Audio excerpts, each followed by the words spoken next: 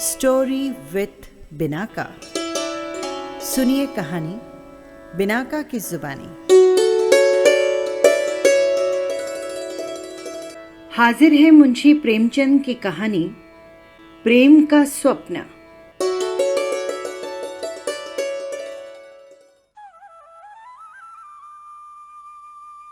मनुष्य का हृदय अभिलाषाओं का क्रीड़ा स्थल और कामनाओं का आवास है। कोई समय वो था जबकि माधवी माता के अंक में खेलती थी। उस समय हृदय अभिलाषा और चेष्टाहीन था, किंतु जब मिट्टी के घरौंदे बनाने लगी उस समय मन में ये इच्छा उत्पन्न हुई कि मैं भी अपनी गुड़िया का विवाह करूंगी। सब लड़कियां अपनी गुड़िया का ब्याह कर रही हैं, क्या मेरी गुड़िया कुंवारी रहेगी? मैं अपनी गुड़िया के लिए गहने बनवाऊंगी, उसे वस्त्र पहनाऊंगी, उसका विवाह रचाऊंगी। इस इच्छा ने उसे कई मास तक रुलाया, पर उसकी गुड़ियों के भाग्य में विवाह न लिखा था। एक दिन मेघ घिर आए और मूसलाधार पानी बरसा। घरौंदा वृष्टि में बह गया और गुड़ियों के विवाह की अभिलाषा अपूर्ण रह गई। कुछ काल और बीता। वो माता के संग विरजन के यहाँ आने जाने लगी। उसकी मीठी मीठी बातें सुनती और प्रसन्न होती, उसके थाल में खाती और उसकी गोद में सोती।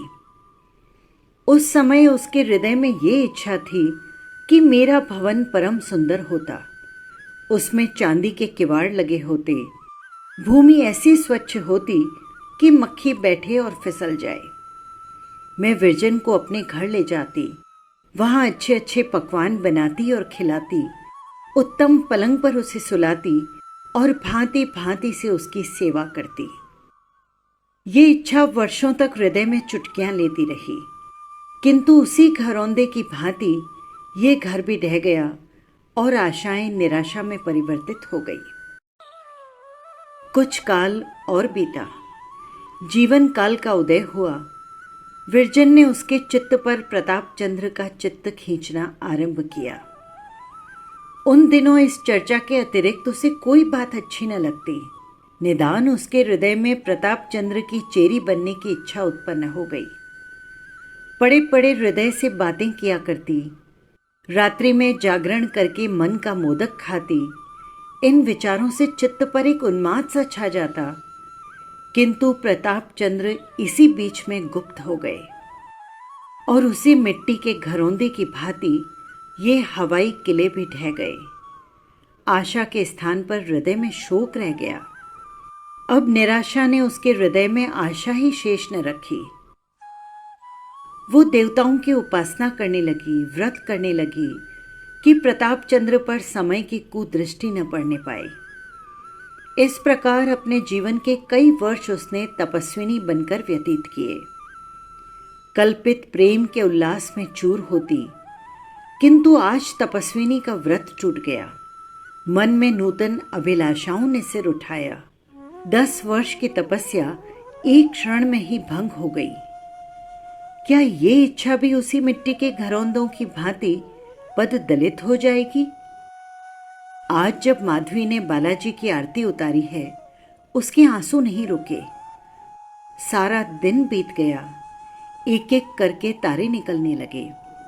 सूर्य थक कर छिप गया और पक्षीगण घोंसलों में विश्राम करने लगे, किंतु माधवी के नेत्र नहीं थके। वो सोचती कि हाय, क्या मैं इसी प्रकार रोने के लिए बनाई गई हूं? क्या मैं कभी हंसी भी थी जिसके कारण इतना रोती हूं? हाय, रोते रोते आधी आयु बीत गई, क्या शेष भी इसी प्रकार बीत जाएगी? क्या मेरे जीवन में एक भी दिन ऐसा नहीं आएगा जिसे स्मरण करके संतोष हो कि मैंने भी कभी सुदिन देखे थे? आज के पहले माधवी कभी ऐसे निराश्य, पीड़ित और छिन्न हृदया नहीं हुई थी। वो अपने कल्पित प्रेम में निमग्न थी। आज उसके हृदय में नवीन अभिलाषाएं उत्पन्न हुई। अश्रु उन्हीं के प्रेरित थे। जो हृदय 16 वर्ष तक आशाओं का आवास रहा हो, वही इस समय माधवी की भावनाओं का अनुमान कर सकता था। सुवामा के हृदय में नवीन इच्छाओं ने सिर उठाया था। जब तक बालाजी को न देखा था, तब तक उसकी सबसे बड़ी अभिलाषा ये थी कि वो उन्हें आंखें भरकर देखती और हृदय शीतल कर लेती। आज जब आंखें भर देख लिया तो कुछ और देखने की इच्छा उत्पन्न हुई, लेकिन अफसोस, वो इच्छा भी उत्पन्न हुई माधवी के घरौंदे की भांति मिट्टी में मिल जाने के लिए। आज सुआमा, विरजन और बालाजी में सायंकाल तक बातें होती रही। बालाजी ने अपने अनुभवों का वर्णन किया, सुआमा ने अपनी राम कहानी सुनाई और विरजन ने कहा थोड़ा किंतु सुना बहुत। मुंशी संजीवन लाल के सन्यास का समाचार पाकर दोनों रोईं। जब दीपक जलने का समय आ पहुंचा तो बालाजी गंगा की ओर संध्या करने चले और सुवामा भोजन बनाने बैठ गई। आज बहुत दिनों के पश्चात सुवामा मन लगाकर भोजन बना रही थी। दोनों बातें करने लगी। सुवामा बेटी, मेरी ये हार्दिक अभिलाषा थी कि मेरा लड़का संसार में प्रतिष्ठित हो और ईश्वर ने मेरी लालसा पूरी कर दी। प्रताप ने पिता और कुल का नाम उज्जवल कर दिया। आज जब प्रातःकाल मेरे स्वामी जी की जय सुनाई जा रही थी तो मेरा हृदय उमड़ उमड़ आया। मैं केवल इतना चाहती हूं कि वे ये वैराग्य त्याग दें। देश का उपकार करने से मैं उन्हें नहीं रोकती।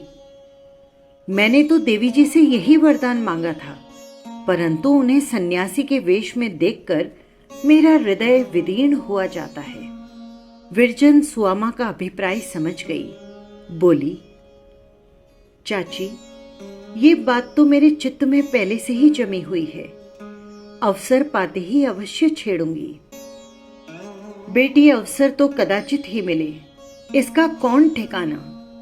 आज जी में आए कहीं चल दे। सुनती हूं सोटा हाथ में लिए अकेले वनों में घूमते हैं। मुझसे अब बेचारी माधवी की दशा नहीं देखी जाती। उसे देखती हूं तो जैसे कोई मेरे हृदय को मसोसने लगता है। मैंने बहुतेरी स्त्रियां देखी और अनेक का वृतांत पुस्तकों में पढ़ा, किंतु ऐसा प्रेम कहीं नहीं देखा। बेचारी ने आधी आयु रो रो कर काट दी और कभी मुख न मैला किया। मैंने कभी उसे रोते नहीं देखा, परंतु रोने वाले नेत्र और हंसने वाले मुख छिपे नहीं रहते। मुझे ऐसी ही पुत्र वधू की लालसा थी, सो भी ईश्वर ने पूर्ण कर दी। तुझसे सत्य कहती हूं, मैं उसे पुत्र वधू समझती हूं। आज से नहीं, वर्षों से। आज उसका सारा दिन रोते ही बीता। वो बहुत उदास दिखाई देती है। तो फिर आज ही इसकी चर्चा छेड़ो। ऐसा न हो कि कल किसी और वो प्रस्थान कर दे तो फिर एक युग प्रतीक्षा करनी पड़ेगी। ब्रिज रानी कुछ सोच कर बोली, चर्चा करने को तो मैं कर लूं चाची, किंतु माधवी स्वयं जिस उत्तमता के साथ कार्य कर सकती है, कोई दूसरा नहीं कर सकता। वो बेचारी मुख से क्या कहेगी, उसके नेत्र ही सारी कथा कह देंगे चाची। लल्लू अपने मन में क्या कहेंगे। कहेंगे क्या चाची? ये तुम्हारा भ्रम है जो तुम उसे कुंवारी समझ रही हो। वो तो प्रताप चंद्र की पत्नी बन चुकी है।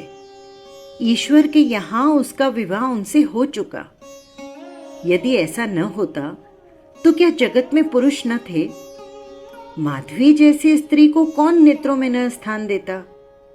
उसने अपना आधा यौवन व्यर्थ रो रो कर बिताया है। उसने आज तक ध्यान में भी किसी अन्य पुरुष को स्थान नहीं दिया। 12 वर्ष से तपस्विनी का जीवन व्यतीत कर रही है। चाची, वो पलंग पर भी नहीं सोई, कोई रंगीन वस्त्र नहीं पहना, केश तक नहीं गुथाए। क्या इन व्यवहारों से ये सिद्ध नहीं होता कि माधवी का विवाह हो चुका? हृदय का मिलाप सच्चा विवाह है। सिंदूर का टीका, ग्रंथि का बंधन और ये भांवर, ये सब संसार के ढकोसले हैं। अच्छा, जैसा उचित समझो करो।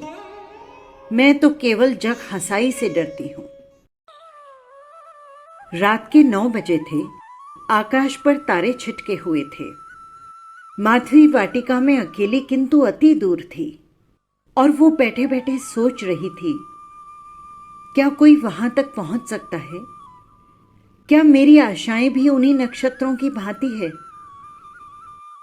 इतने में विरजन ने उसका हाथ पकड़कर हिलाया। माधवी चौंक पड़ी। अंधेरे में बैठी क्या कर रही हो माधवी? कुछ नहीं, मैं तो तारों को देख रही हूं। वे कैसे सुहावने लगते हैं, किंतु मिल नहीं सकते। विरजन के कलेजे में बर्छी सी लग गई। धीरज धरकर बोली, ये तारे गिनने का समय नहीं है। जिस अतिथि के लिए आज भोर से ही फूली नहीं समाती थी, क्या इसी प्रकार उसकी अतिथि सेवा करेगी? विरजन, मैं ऐसे अतिथि की सेवा के योग्य ही कब हूं? अच्छा, यहां से उठो तो मैं अतिथि सेवा की रीति बताऊं। दोनों भीतर आई। सुवामा भोजन बना चुकी थी। बालाजी को माता के हाथ की रसोई बहुत दिनों से प्राप्त हुई। उन्होंने बड़े प्रेम से भोजन किया। सुवामा खिलाती जाती थी और रोती जाती थी। बालाजी खा पीकर लेटे तो विरजन ने माधवी से कहा, अब यहां कोने में मुख बांधकर क्यों बैठी हो? कुछ दो तो खा के सो जाऊं, बस अब यही जी चाहता है। माधवी, ऐसे निराश न हो। क्या इतने दिनों का व्रत एक दिन में भंग कर दोगी? माधवी उठी, परंतु उसका मन बैठ जाता था। जैसे मेघों की काली काली घटाएं उठती है और ऐसा प्रतीत होता है कि अब जल थल एक हो जाएगा। परंतु अचानक पछावा वायु चलने के कारण सारी घटा काई की भांति फट जाती है। उसी प्रकार इस समय माधवी की गति हो रही थी। वो शुभ दिन देखने की लालसा उसके मन में बहुत दिनों से थी। कभी वो दिन भी आएगा जब मैं उनके दर्शन कर पाऊंगी और उनकी अमृत वाणी से श्रवण तृप्त करूंगी। इस दिन के लिए उसने कैसी कैसी मान्यताएं मांगी थी। इस दिन के ध्यान से ही उसका हृदय कैसे खिल उठता था। आज भोर से ही माधवी बहुत प्रसन्न थी। उसने बड़े उत्साह से फूलों का हार गूंथा था। सैकड़ों कांटे हाथ में चुभा लिए उन्मत्त की भांति गिर गिर पड़ती थी। ये सब हर्ष और उमंग इसलिए तो था कि आज वो शुभ दिन आ ही गया। आज वो दिन आ गया जिसकी ओर चिरकाल से आंखें लगी हुई थी। वो समय भी अब स्मरण नहीं जब ये अभिलाषा मन में न रही हो। परंतु इस समय माधवी के हृदय की वो गति नहीं है। आनंद की भी सीमा होती है। कदाचित वो माधवी के आनंद की सीमा थी जब वो वाटिका में झूम झूम कर फूलों से आंचल भर रही थी। जिसने कभी सुख का स्वाद ही न चखा हो, उसके लिए इतना ही आनंद बहुत है। वो बेचारी इससे अधिक आनंद का भार संभाल ही नहीं सकती थी। जिन अधरों पर कभी हंसी आती ही नहीं, उसकी मुस्कान ही हंसी है। तुम ऐसों से अधिक हंसी की आशा क्यों करती हो? माधवी बालाजी की ओर, परंतु इस प्रकार नहीं जैसे एक नवेली बहू आशाओं से भरी हुई श्रृंगार किए अपने पति के पास जाती है। वही घर था जिसे वो अपने देवता का मंदिर समझती थी। जब वो मंदिर शून्य था, तब वो यहां आकर आंसुओं के पुष्प चढ़ाती थी। आज जब देवता ने वास किया है, तो वो क्यों इस प्रकार मचल मचल कर आ रही है? रात्रि भली भांति आर्द्र हो चुकी थी। सड़क पर घंटों के शब्द सुनाई दे रहे थे। माधवी दबे पांव बालाजी के कमरे के द्वार तक गई। उसका हृदय धड़क रहा था। भीतर जाने का साहस न हुआ, मानो किसी ने पैर पकड़ लिए हों। उल्टे पांव वापस फेराई और पृथ्वी पर बैठकर रोने लगी। उसके चित्त ने कहा, माधवी, ये बड़ी लज्जा की बात है।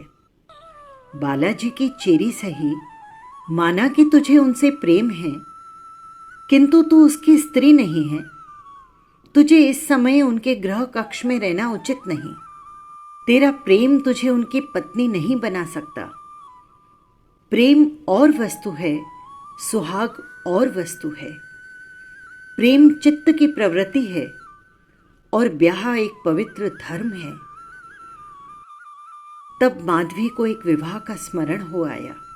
वर ने भरी सभा में पत्नी की बाह पकड़ी और कहा था कि इस स्त्री को मैं अपनी गृह की स्वामिनी और अपने मन की देवी समझता रहूंगा। इस सभा के लोग, आकाश, अग्नि और देवता इसके साक्षी रहें। हाँ, ये कैसे शुभ शब्द हैं। मुझे कभी ऐसे शब्द सुनने का अवसर प्राप्त न हुआ। मैं न अग्नि को अपना साक्षी बना सकती हूँ, न देवताओं को और न आकाश को, परंतु हे अग्नि, हे आकाश के तारों और हे देवलोकवासियों, तुम साक्षी रहना कि माधवी ने बालाजी की पवित्र मूर्ति को हृदय में स्थान दिया, किंतु किसी निकृष्ट विचार को हृदय में आने न दिया। यदि मैंने घर के भीतर पैर रखा है तो हे अग्नि, तुम मुझे अभी जलाकर भस्म कर दो। हे आकाश, यदि तुम अपने अनेक नेत्रों से मुझे गृह में जाते देखा हो तो इसी क्षण मेरे ऊपर इंद्र का वज्र गिरा दो। माधवी कुछ काल तक इसी विचार में मग्न बैठी रही। अचानक उसके कान में भग-भग की ध्वनि आई। उसने चौंक कर देखा तो बालाजी का कमरा अधिक प्रकाशित हो गया था और प्रकाश खिड़कियों के बाहर से निकलकर आंगन में फैल रहा था। माधवी के पैरों तले से मिट्टी निकल गई। ध्यान आया कि मेज पर लैंप भभक उठा। वायु की भांति वो बालाजी के कमरे में घुसी। देखा तो लैंप फटकर पृथ्वी पर गिर पड़ा है और भूतल के बिछावन में तेल फैल जाने के कारण वहां पर आग लग गई है। दूसरे किनारे पर बालाजी सुख से सो रहे थे। अभी तक उनकी निंद्रा न खुली थी। उन्होंने कालीन समेटकर एक कोने में रख दिया था। विद्युत की भांति लपक कर माधवी ने कालीन उठा लिया और भभकती हुई ज्वाला के ऊपर गिरा दिया। धमाके का शब्द हुआ तो बालाजी ने चौंक कर आंखें खोली। घर में धुआं भरा था और चारों तरफ तेल की दुर्गंध फैली हुई थी। इसका कारण वो समझ गए। बोले, कुशल हुआ, नहीं तो कमरे में आग लग गई थी। माधवी बोली, जी हां, ये लैंप गिर पड़ा था। बालाजी ने कहा कि तुम बड़े अवसर से आ पहुंची। माधवी बोली, मैं यहीं बाहर बैठी थी। बालाजी ने कहा, तुमको बड़ा कष्ट हुआ, अब जाकर शयन करो, रात बहुत हो गई है। चली जाऊंगी, शयन तो नित्य ही करना है, मगर ये अवसर न जाने फिर कब आए। माधवी की बातों में अपूर्व करुणा भरी थी। बालाजी ने उसकी ओर ध्यानपूर्वक देखा। जब उन्होंने पहले माधवी को देखा था, उस समय वो एक खिलती हुई कली थी और आज वो एक मुरझाया हुआ पुष्प है। न मुख पर सौंदर्य था, न नेत्रों में आनंद की झलक, न मांग में सुहाग का संचार था, न माथे पर सिंदूर का टीका। शरीर में आभूषणों का चिन्ह भी न था। बालाजी ने अनुमान से जाना कि विधाता ने ठीक तरुणावस्था में इस दुखिया का सुहाग हरण किया है। परम उदास होकर बोले, क्यों माधवी, तुम्हारा तो विवाह हो गया ना? माधवी के कलेजे में कटारी चुभ गई। सजल नेत्र होकर बोली, हां, हो गया है। बालाजी ने पूछा, और तुम्हारे पति? माधवी ने उत्तर दिया, उन्हें मेरी कुछ सुध ही नहीं, उनका विवाह मुझसे नहीं हुआ है। बालाजी ने विस्मित होकर पूछा, तुम्हारा पति क्या करता है? माधवी ने कहा, देश की सेवा। बालाजी की आंखों के सामने से एक पर्दा सा हट गया। वे माधवी का मनोरथ जान गए और बोले, माधवी, इस विवाह को कितने दिन हुए? बालाजी के नेत्र सजल हो गए और मुख पर जातीयता के मद का उन्माद सा छा गया।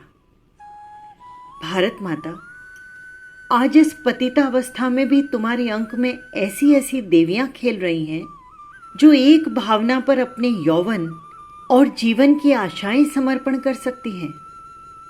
वे बोले, ऐसे पति का तुम त्याग क्यों नहीं कर देती? माधवी ने बालाजी की ओर स्वाभिमान से देखा और कहा, स्वामी जी, आप अपने मुख से ऐसा न कहें।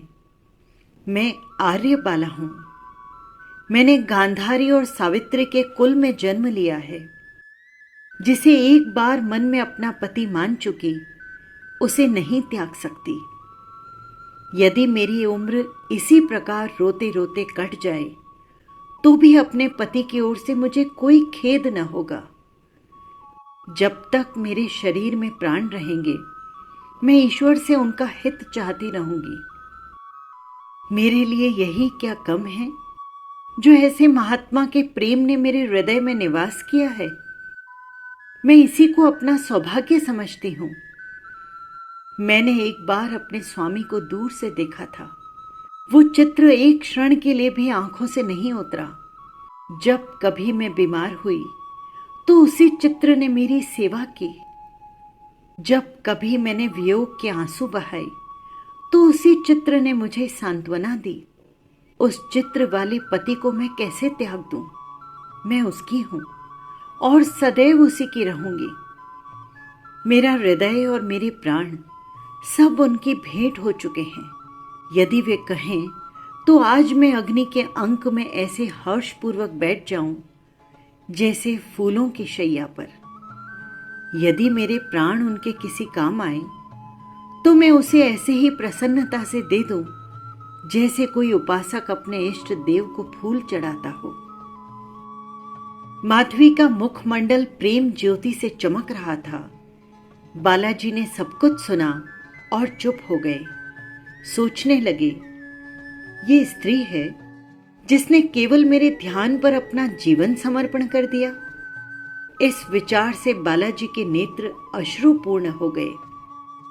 जिस प्रेम ने एक स्त्री का जीवन जलाकर भस्म कर दिया हो, उसके लिए एक मनुष्य के धैर्य को जला डालना कोई बड़ी बात नहीं। प्रेम के सामने धैर्य कोई वस्तु नहीं है। वो बोले, माधवी, तुम जैसी देवियां भारत की गौरव हैं। मैं बड़ा भाग्यवान हूं कि तुम्हारे प्रेम जैसी अनमोल वस्तु इस प्रकार मेरे हाथ आ रही है। यदि तुमने मेरे लिए योगिनी बनना स्वीकार किया है तो मैं भी तुम्हारे लिए संन्यास और वैराग्य का त्याग कर सकता हूं। जिसके लिए तुमने अपने आप को मिटा दिया है, वो तुम्हारे लिए बड़े से बड़ा बलिदान करने से भी नहीं हिचकिचाएगा। माधवी इसके लिए पहले से ही प्रस्तुत थी। तुरंत बोले, स्वामी जी, मैं परम अबला और बुद्धिहीन स्त्री हूं, परंतु मैं आपको विश्वास दिलाती हूं कि निज विलास का ध्यान आज तक एक पल के लिए भी मेरे मन में नहीं आया। यदि आपने ये विचार किया कि मेरे प्रेम का उद्देश्य केवल ये है कि आपके चरणों में सांसारिक बंधनों की बेड़ियां डाल दूं, तो आपने इसका तत्व नहीं समझा। मेरे प्रेम का उद्देश्य वही था जो आज मुझे प्राप्त हो गया। आज का दिन मेरे जीवन का सबसे शुभ दिन है। आज मैं अपने प्राणनाथ के सम्मुख खड़ी हूं और अपने कानों से उनकी अमृतमयी वाणी सुन रही हूं। स्वामी जी, मुझे आशा न थी कि इस जीवन में मुझे ये दिन देखने का सौभाग्य होगा। यदि मेरे पास संसार का राज्य होता तो मैं इसी आनंद से आपके चरणों में उसे समर्पण कर देती। मैं हाथ जोड़कर आपसे प्रार्थना करती हूं कि मुझे अब इन चरणों से अलग न कीजिएगा। मैं संन्यास ले लूंगी और आपके संग रहूंगी, वैरागिनी बनूंगी, भभूति रमाऊंगी, परंतु आपका संग कदापि न छोड़ूंगी। प्राणनाथ, मैंने बहुत दुख सहे हैं, अब ये जलन नहीं सही जाती। ये कहते कहते माधवी का कंठ रुध गया और आंखों से प्रेम की धारा बहने लगी। उससे वहां न बैठा गया, उठकर प्रणाम किया और विरजन के पास आकर बैठ गई। ब्रज रानी ने उसे गले लगा लिया और पूछा, क्या बातचीत हुई? जो तुम चाहती थी सच क्या बोले वो? ये न बताऊंगी। ब्रज रानी को मानो पड़ा हुआ धन मिल गया। वो बोली, ईश्वर ने बहुत दिनों बाद मेरा मनोरथ पूरा किया है, मैं अपने उनसे विवाह करूंगी। माधवी निराश्य भाव से मुस्कुराई। विरजन ने कंपित स्वर से कहा, हमको भूल तो न जाएगी ना? उसकी आंखों से आंसू बहने लगे। फिर वो स्वर संभाल कर बोली, हमसे तू बिछड़ जाएगी। मैं तुम्हें छोड़कर कहीं नहीं जाऊंगी विरजन। चल बातें न बना, देख लेना। देखा है माधवी। अच्छा ये बता, जोड़ा कैसा पहनेगी?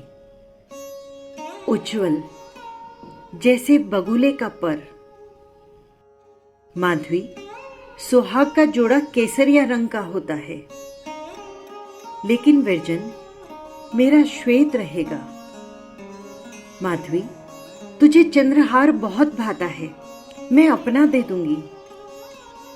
नहीं, हार के स्थान पर कंठी दे देना। तू कैसी बातें कर रही है? अपने श्रृंगार की बातें कर रही हूं। तेरी बातें मुझे समझ में नहीं आती माधवी। तू इस समय इतनी उदास क्यों है? तूने इस रत्न के लिए कैसी कैसी तपस्याएं की, कैसा कैसा योग साधा, कैसे कैसे व्रत किए, और तुझे जब ये रत्न मिल गया तो हर्षित नहीं दिखाई पड़ती। तुम विवाह की बातचीत करती हो विरजन, इससे मुझे दुख होता है, मगर ये तो प्रसन्न होने की बात है। बहन, मेरे भाग्य में प्रसन्नता लिखी ही नहीं। जो पक्षी बादलों में घोंसला बनाना चाहता है वो सर्वदा डालियों पर ही रहता है। मैंने भी निर्णय कर लिया है कि जीवन में ये शेष समय इसी प्रकार प्रेम का स्वप्न देखने में काट दूंगी। प्रेम का स्वप्न देखने में काट दूंगी।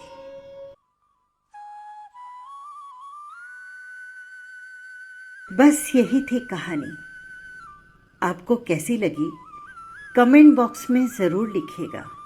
और हाँ, यदि आपने चैनल को सब्सक्राइब नहीं किया तो उसे सब्सक्राइब कर लीजिएगा, जिससे हर कहानी सबसे पहले पहुंच सके आप तक। फिर मिलेंगे किसी नई कहानी के साथ। नमस्कार।